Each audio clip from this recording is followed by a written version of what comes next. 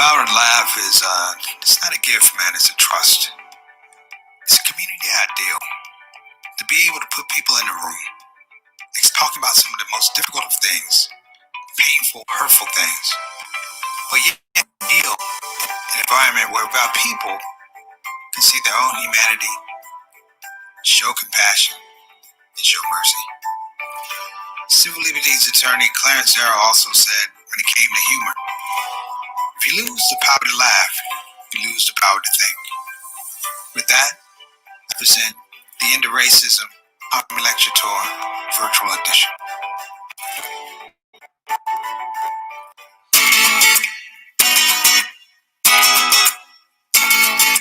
I think racism is the reason why you never ever see any black people in tanning commercials. You're laughing, but if you went to the local pharmacy, you saw a cardboard cutout of me with some suntan lotion, you'd be confused.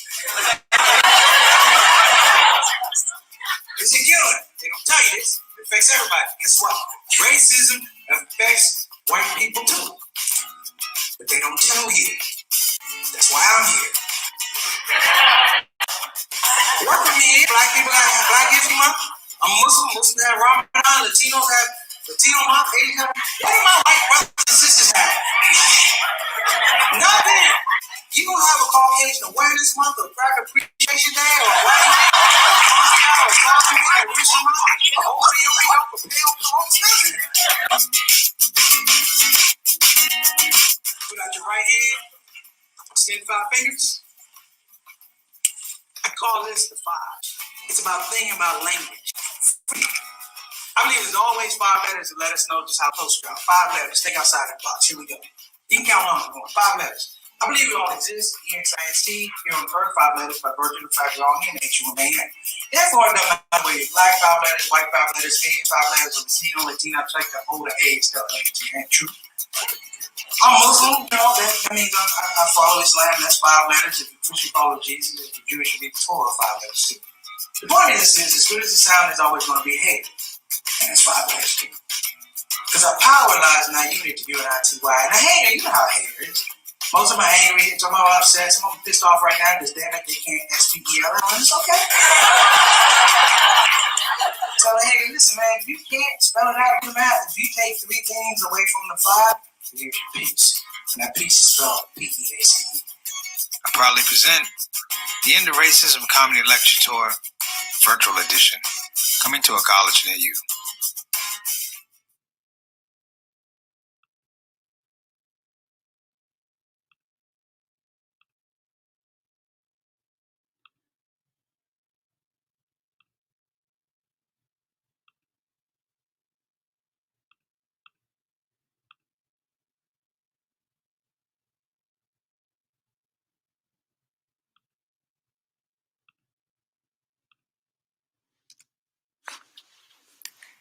Hey everybody, Assalamu alaikum. Hope you're having a wonderful day.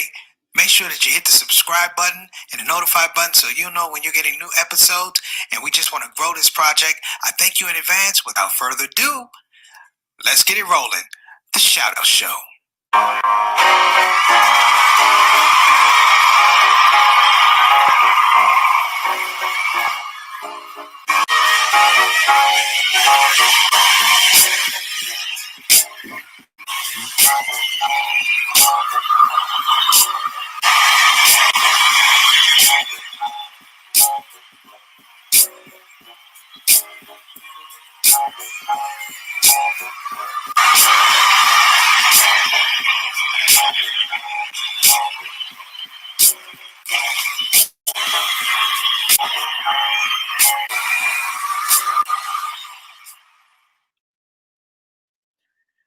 Assalamu alaikum warahmatullahi wabarakatuh, everybody. I'm Preach Mars, host of the SOS, the Shoutout Show. Hope you're having an excellent Tuesday. And if you're not having an excellent Tuesday, I hope by the end of Tuesday it would have increased and you better walk away with a better feeling going into Wednesday. That's the way we have to think these days. Sort of a laid-back show today. Very really reflective day today. Went through travel, janaza, things like that, and of course balancing that or counterbalancing that with all the things that we're seeing in society today. It was really an interesting day, and I had an opportunity just to kind of sit in a car and really think about so much that was going on, and we'll get to that. That's why the title is called "The Count is Official or Not." Two things happened, and let me, before I even get to that, maybe welcome anybody coming to the show for the first time. First time people, first time viewers, welcome to the Shoutout Show. My name is Preacher Moss. I'm just the host. The ideas that come here are not ideas that are just totally self-generated by me. They're generated by people's behavior, people's faith, people who come into the comment section, people who send me things, email me things I see on TV, things children tell me, and that I think are funny, or even more so, are very, very, very relevant. So this is not my show. This is a reflection show of what we're seeing around in society. So sometimes you may see me get angry. Sometimes it may be funny. Sometimes I may be absolutely ridiculous, talking about something that I think is absolutely ridiculous. I'm also just reflecting the world around me. As a comedian, people say, you make the world funny. No, we make the world relevant for the things that are absolutely ludicrous. And we put them in a small capsule, a bite-sized portion, so that people can take it in without choking or gagging on it, or having it poison the system, or having to suffer the toxicity of the world around us. Now, when we say toxicity, but more often there are good things that are out there in the world, and we're able to laugh at those things too, inshallah. So for anybody coming on the show today, thank you for coming on the show. I welcome you. We hope that you come back. Simple rules. Everybody's opinion matters. The only bad opinion is one that you didn't give. Share with us. What are your perspectives? What are the things that you're seeing in your life? And how can we make things better? It's probably a bigger format I'm moving towards. It's like, how do we get things better? And if you're coming on the show, I really want to hear from you. And if you feel like you want to join in, get in the comment section and let us hear something. I see we have some returning shout out soldiers and family. I'm going to get to them in a minute. But if you're also coming on the show for the first time, understand that you're part of a very, very unique collective of people who come on the show. We have regulars and then we have regulars. That's what people poke their head in. But on the shout out show, everybody matters. And that's what I like. Everybody matters. So, small ask. If you're coming on the show, please hit the subscribe button, hit the notification button. If you like the show, hit the link button. Let your friends and neighbors know about it. So now let me move to the stars of the show. Stars in the building. That is the Shout Out Show family, Shout Out Show soldiers. These are the people who more often than not come on the show. They express themselves. They give their shout outs. But what I love is that they give their ideas and they let me know how they're doing. They let me know how they're seeing the world. So everybody in the shout out family, now I like to go through everybody. Of course, we got Sister Reed, craft services. Sister Reed is a show dietitian. We have Sister Aika all the way, brothers and sisters from Depok, Indonesia. We have Sister Naima all the way from Detroit, Michigan. Walaikum assalam wa rahmatullahi wa barakatuh to all of you. Sister Sultana, consultant producer and budding host, star in the making. We have to make sure we make the dua for this sister. We have to make sure that we encourage her and others to get out from behind the cameras, behind the writing. Let people know who you are. Share your personality. Like I said, without her, the show does not go. And also, we have a visitor from up north, my main man, Altaf Rashid, all the way from Toronto, Canada. Man, we appreciate you coming on the show. I know an hour, that 6 o'clock is probably tough, but you make it a point to come on the show and you give us a half hour. All of you, give us a half hour of what I like to say is your best you. And we have Sister Kathina Harani, who's back. Sister, how's your daughter doing? I know we always ask, and we hope that whatever she's doing, Allah continues to bless her. And I know she's out of the nest, but that's still your baby. We hope that she's doing well. Next time you see her, tell her Preacher Moss from the Shout Out Show gave her a shout out. All right?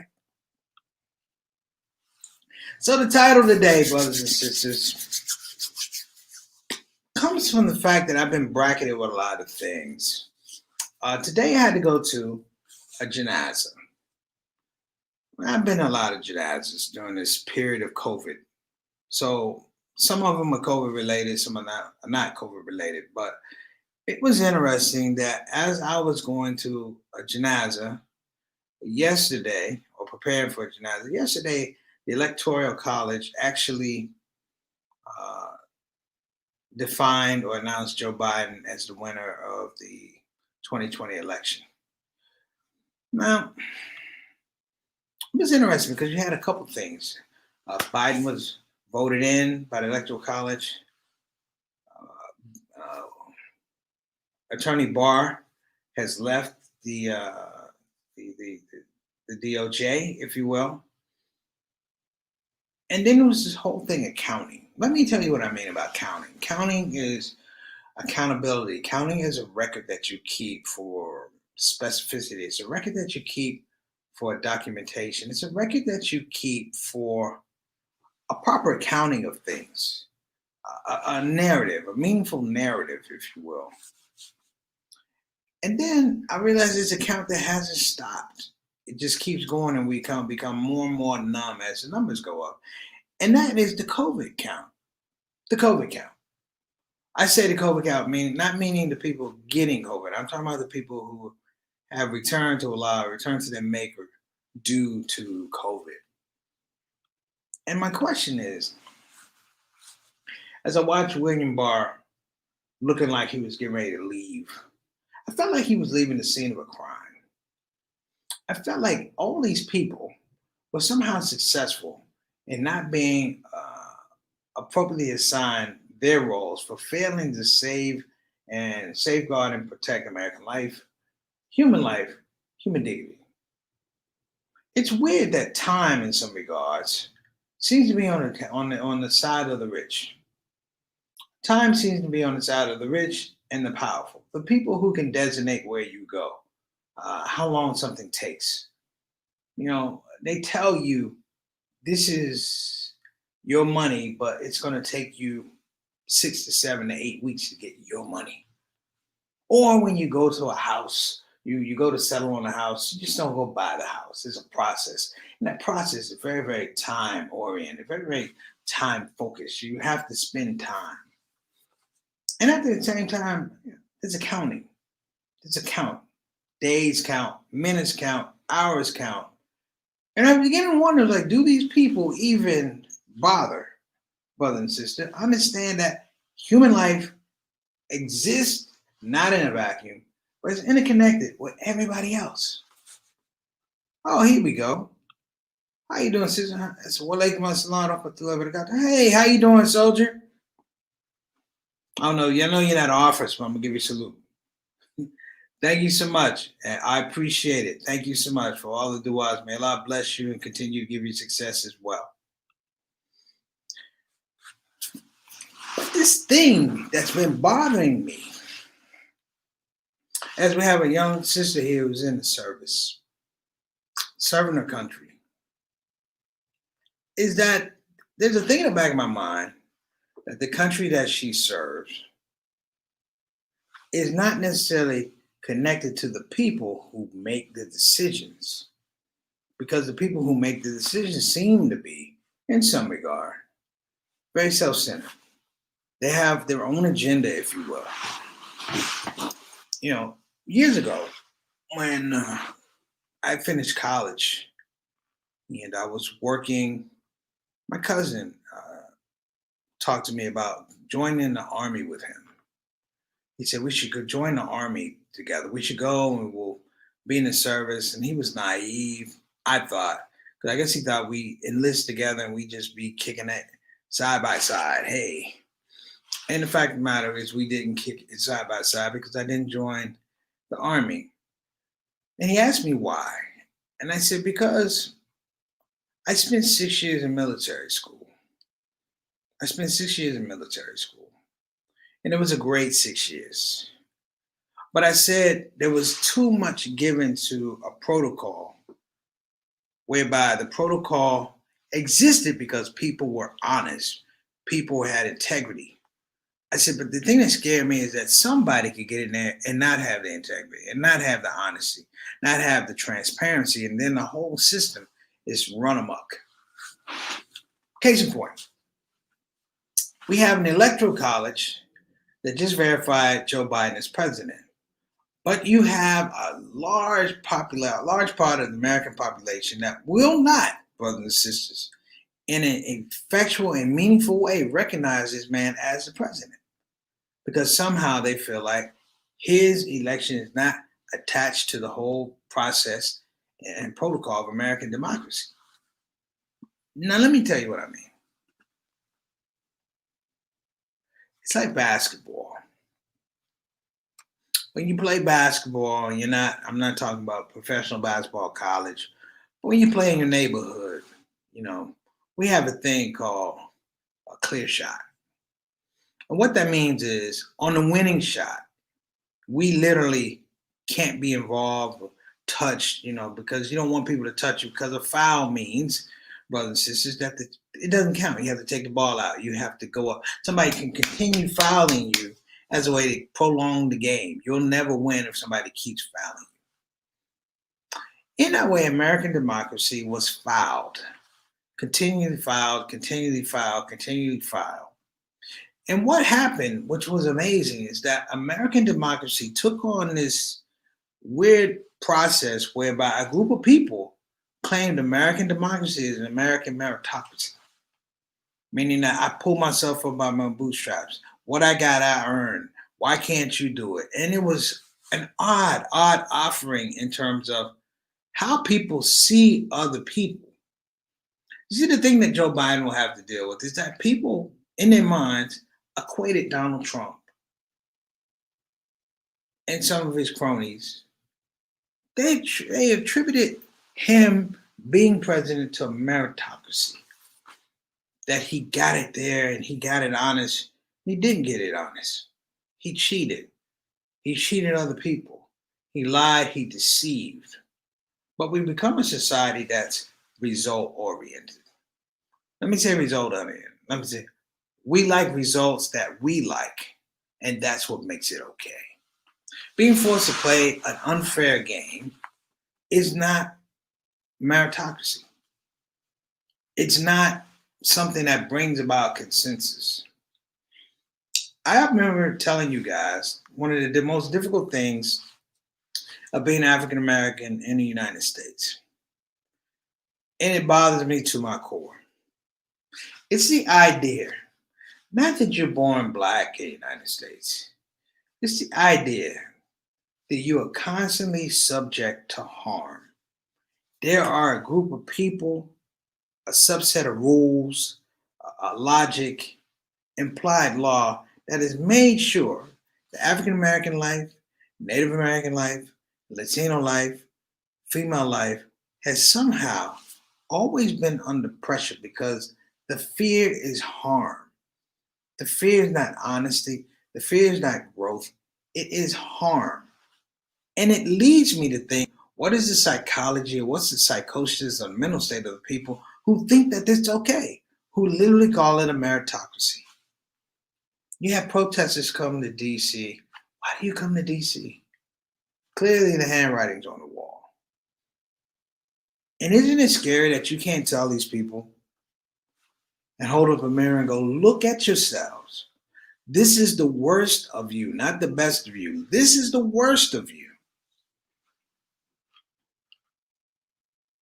And there I was this afternoon, standing over the body of a friend of mine, Brother Sharif Elamine, and peace and blessings go out to the Elamine family, his sons, Rashad and Anwar, his wife, all of his friends.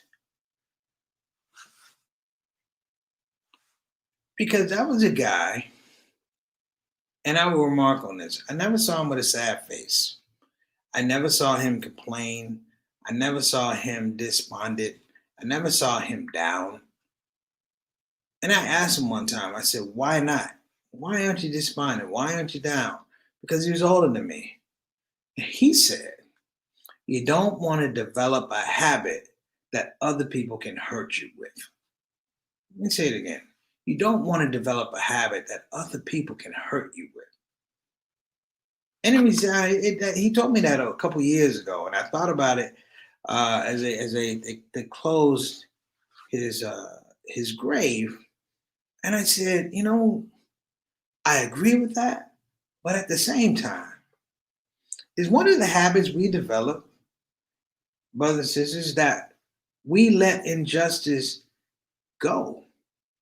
People are allowed to be fundamentally unjust to other people, believing that the meritocracy aspect of it allows them to be better than somebody else. The individual exceptionalism that folks have put into the diatribe, the dialogue that we're hearing today, the soliloquies that we hear today in terms of politics and religion, even religion, brothers and sisters, allows people to believe that what they do and what they say does not matter as long as it benefits them. They say the count is official. And I say, or not. You know, in a game of boxing, you have two men in a square circle, as they call it. Two men in a boxing ring fighting. And one guy gets hit. He falls to the ground. What immediately follows is a count. If you count it out after 10, the fight is over. But if you get up, you get an 8 count. And the referee brush off your gloves and he asks you, are you okay? But as human beings, we don't do that. As citizens of the world, citizens of the United States, we don't get a 10 count. We don't get an 8 count. We don't get a count at all. Do you see what I'm saying? You understand the paradox that I'm trying to lay out? Why do certain people count and other people don't count? Why do certain people get a count, other people don't count? Because the word count that I'm using is really short for account. Is the account official? Or is the account not official? Because, and I'm going to say this, and you can jump in. Feel free to jump in, brothers and sisters.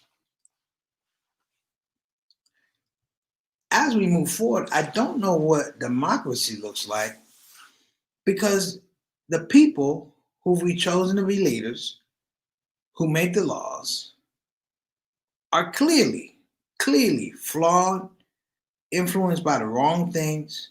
We put power in the hands of the wrong people, and we put fear in the hands of the right people.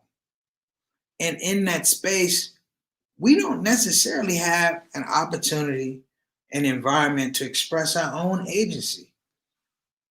To be black, to be female, to be rich, to be poor, to be educated, not be educated.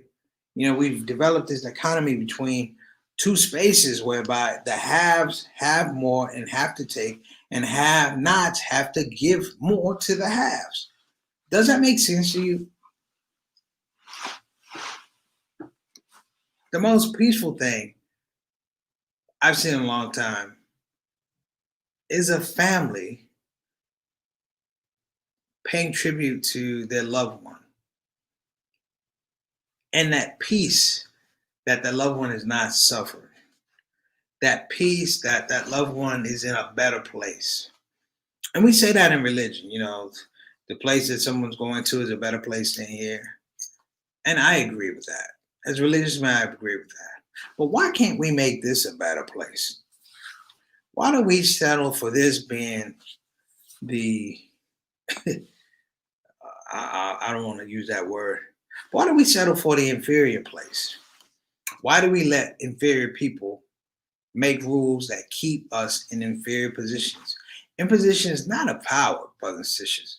Okay, not of power. I'm just talking about in positions of logic.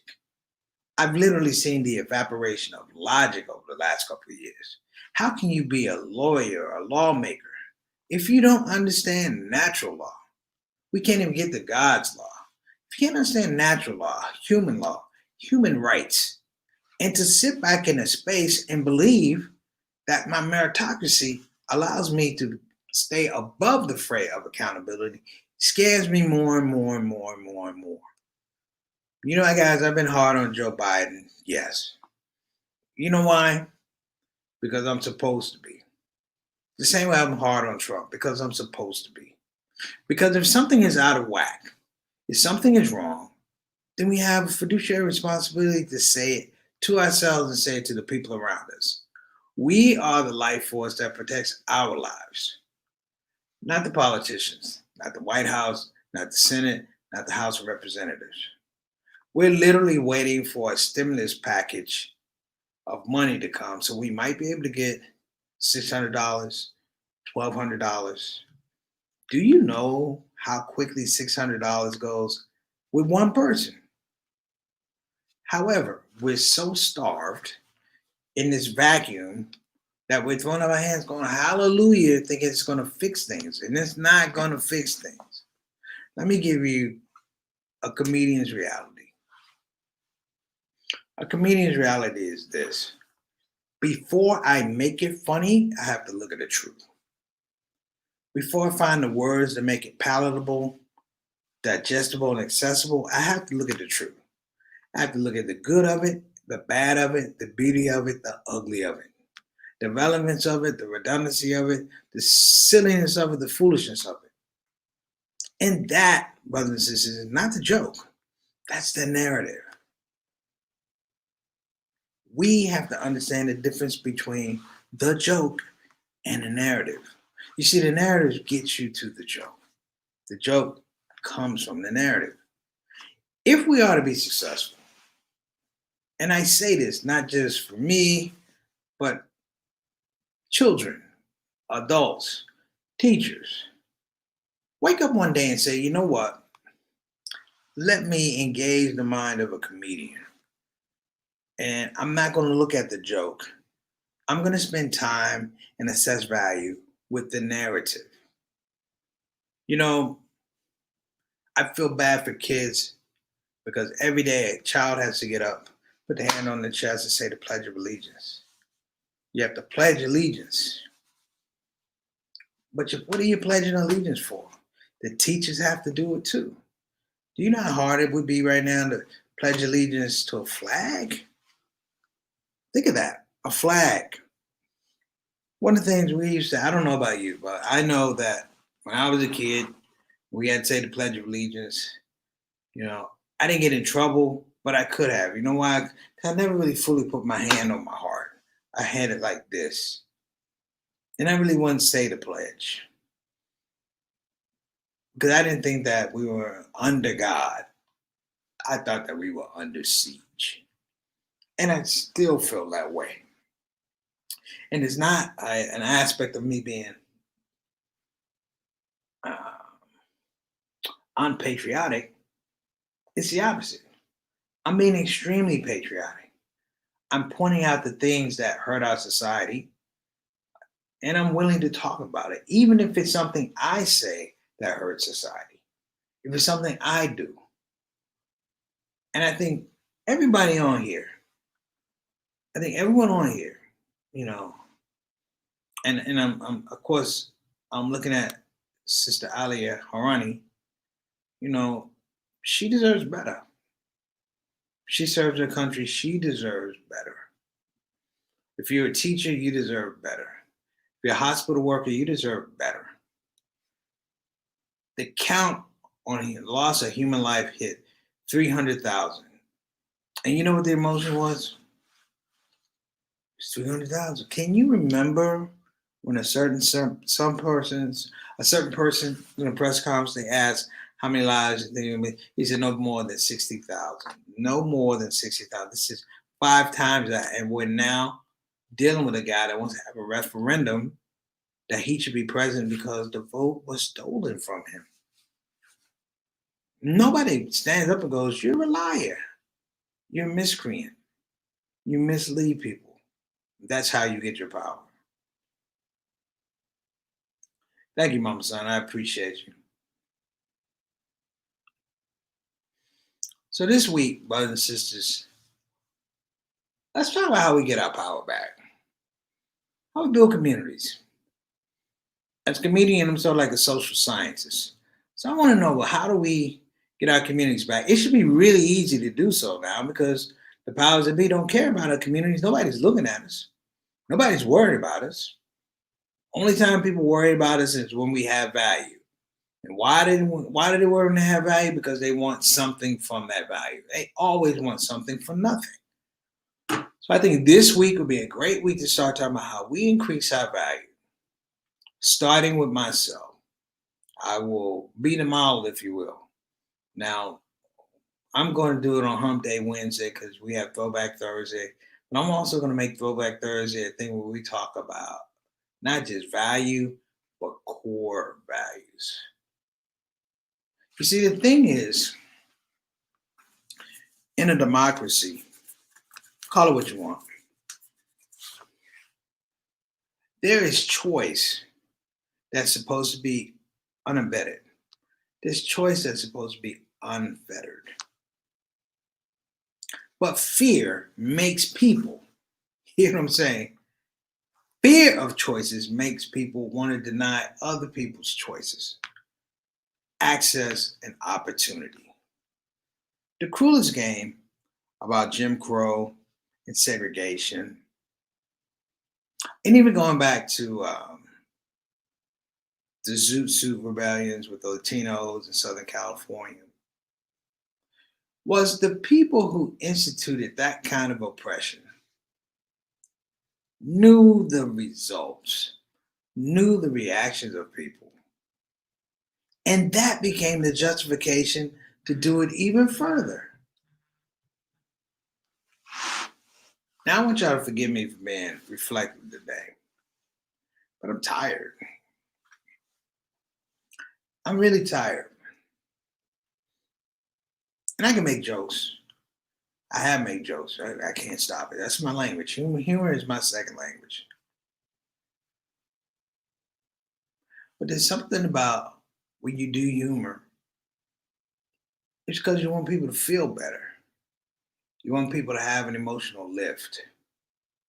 And right now, people aren't having the emotional lift. It's one trauma after another trauma, after another trauma, after another trauma. And after you get through the trauma, it's toxicity, toxicity, toxicity. People are not living their best life because our next life is connected to the person next to us that chooses or doesn't choose to wear a mask or not. That person can affect your quality of life. And yet we still stand here letting the thieves rob the castle, letting the crooks make the decisions, letting the deceivers tell us what the truth is. Like, you gotta stop. We literally gotta stop. So listen, tomorrow, let's leave the deceivers alone. Let's leave the miscreants alone. Let's leave the liars alone. Let's leave the dishonest people alone. And let's talk about how we make ourselves better. Because that's what this show is going to be about moving forward. How do we make it better? We've had some guests on. We've talked about how we make society better, how we make our social services better. How do we make it better?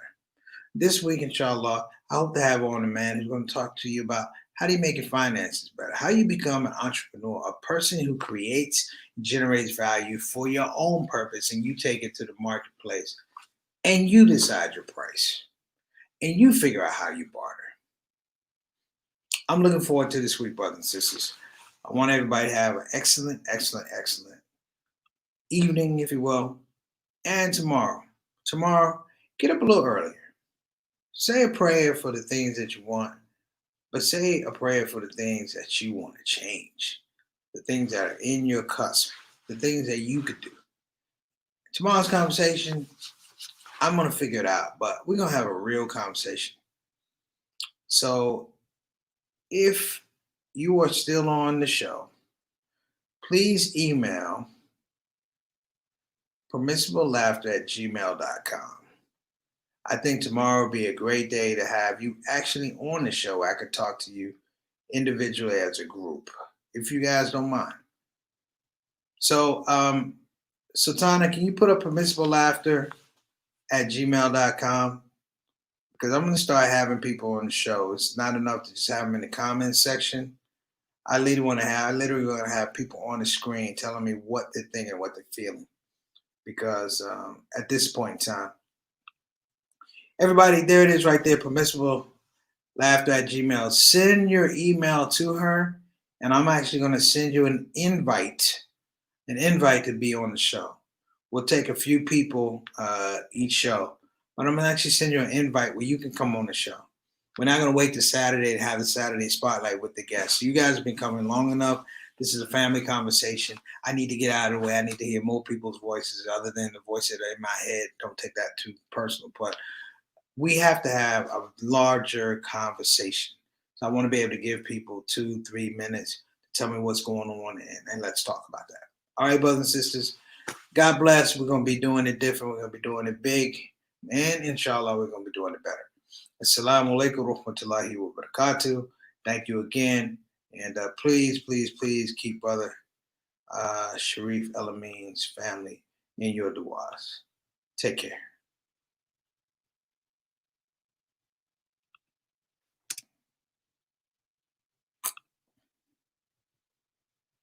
Hey everybody, this is your brother Preacher Moss. Listen, I hope that you enjoyed your shout out show experience. We'll be back with the next show, the next shout out show. Simple ask before you go, please help your brother out. Click that subscribe button, click that notify button, and I'll see you again on this side of the microphone. You probably wonder what that smell is. That's me. I smell good. And the reason I smell good is because I use oils from Tarifa Tar. So I'm not saying you can't smell good. I'm not even saying you stink. I'm saying you have the opportunity to smell exquisite. Check out Tarifa Tar.